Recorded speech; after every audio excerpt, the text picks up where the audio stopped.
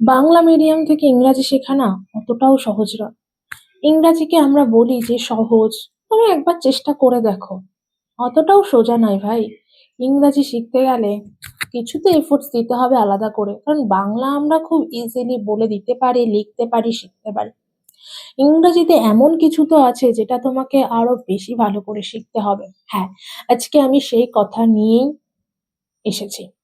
তো যারা আমাকে চেনে না, আমি হচ্ছি স্বপ্না। আমি কিছু ইংলিশ কন্টেন্ট বানাই এবং আমার যে ভাই বোনেরা আছে তাদেরকে আমি ইংরাজি সহজ করে দেওয়ার একটা চেষ্টা করি।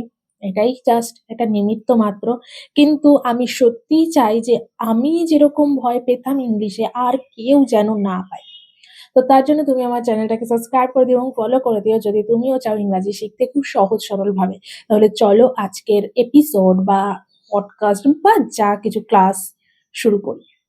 তো দেখো, যখন আমরা বাংলা মিডিয়াম থেকে ইংলিশ শিখি না, তো সেটা অ্যাকচুয়ালি কিছু কিছু ছেলে মেয়ের জন্য কাজ করে।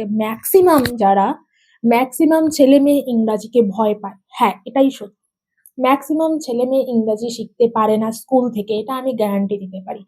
স্কুলে যতই ভালো করে শেখাক, কিছু ছেলে মেয়ে সত্যিই পারে না, এবং আমি সেটার রিয়েল এক্সপিরিয়েন্স করেছি। সেজন্য আমি তোমাদেরকে এই কথাটা বলতে পারছি আজকে যে হ্যাঁ, ইংরাজি অতটাও সহজ নয় স্কুল থেকে শেখা। যারা ভাবে যে ও স্কুলে পড়ছে তো ছেলে মেয়েরা শিখে যাবে, না। ছেলে মেয়ে পড়ছে তো স্কুলে প্রত্যেকটা স্টুডেন্ট সমান না, কিন্তু সেই স্যার বা ম্যাম যিনি স্কুলে পড়াচ্ছেন তিনি কিন্তু একই এফোর্ট সবার জন্য দিচ্ছে। হ্যাঁ, তার এফোর্টে কোনো খামতি আছে আমি সেটা বলছি না, তিনি সঠিকভাবেই পড়াচ্ছেন, কিন্তু সেই সঠিক মেথডটা সবার জন্য কাজ করে না। একটা ক্লাসে কম হলেও 60 জন মতো স্টুডেন্ট বসে, যেটা আমরা দেখে এসেছি ছোট থেকে। 60 জন মতো স্টুডেন্ট বসে এবং সেই 60 জনকে যখন একজন টিচারই ইংলিশ শেখাচ্ছে, তাও বোর্ডে বা লেকচারের মাধ্যমে, কিছু ছেলে চট করে ধরে ফেলছে, কিছু মেয়ে চট করে ধরে ফেলছে, তারা ইংরাজি শিখে যাচ্ছে। কিন্তু আম এটা হতে পারে এটলিস্ট ১০ জন, ৬০ জনের মধ্যে ১০ জন এটা পারে। কিন্তু বাকি ৫০ জন সত্যি সেই ভীত ক্যাটেগরিতে বিলং করে।